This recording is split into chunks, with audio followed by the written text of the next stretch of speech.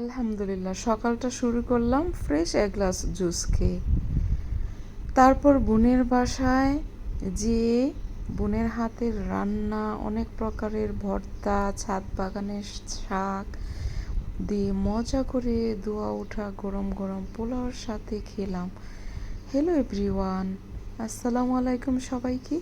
কে কেমন আছেন? আশা করি সকলেই ভালো আছেন।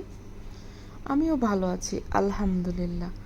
তো ছোটো বোনের বাসায় যাওয়ার সাথে সাথে ছোটো বোনের হাজব্যান্ড ভাইয়া আমার জন্য বেলে হাঁস এবং পাতি হাঁস নিয়ে আসলেন। তো ছোটো বোন সুন্দর করে ক্লিন করে অনেক মজা করে রান্না করলেন। আচ্ছা, আপনারা কে কে হাঁস খেতে পছন্দ করেন আমাকে জানাতে ভুলবেন না কিন্তু। আর আমার কিন্তু হাঁসের মাংস খেতে খুবই ভালো লাগে। তো অনেক দিন পর খেলাম।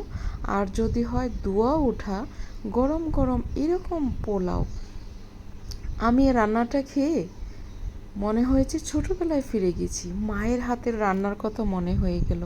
আমার মায়ের রান্না ছিল অমৃত।